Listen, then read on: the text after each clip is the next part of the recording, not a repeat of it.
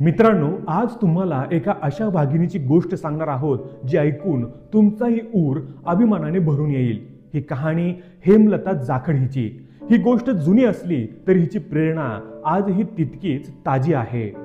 राजस्थानच्या बाडमेर मधली हेमलता 8 वर्षांची होती तेव्हाच ठरवलं पोलीस व्हायचं।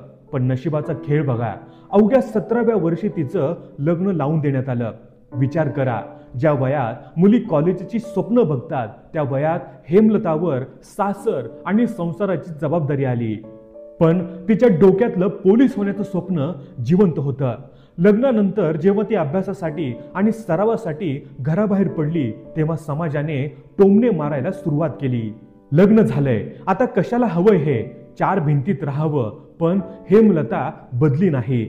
आणि मग तो दिवस आला, समाजाच्या प्रत्येक टोमण्याला उत्तर देत संसाराचा गाडा ओढत हेमलता जाखड पोलीस उपनिरीक्षक झाली। पण खरी कमाल तर पुढे आहे। जेव्हा ती गणवेश घालून आपल्या गावी परतली तेव्हा ज्या भावांनी बहिणीची पाठवणी केली होती त्याच भावांचा ऊर अभिमानाने भरून आला। त्यांनी आपल्या PSI बहिणीला खांद्यावर उचलून घेतलं आणि तिची अख्ख्या गावात मिरवणूक काढली। ज्या समाजाने काल टोमणे मारले तोच समाज आज सलाम करत होता।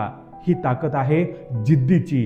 ही गोष्ट त्या प्रत्येक मुलीसाठी आहे जिचं लग्न लवकर झालं, त्या प्रत्येक स्त्रीसाठी आहे जिला वाटतं संसाराच्या जबाबदारीत स्वप्न मेली। तुमची जिद्द जिवंत असेल तर अशक्य काहीच नाही। हेमलताच्या या अविश्वसनीय जिद्दीला सलाम।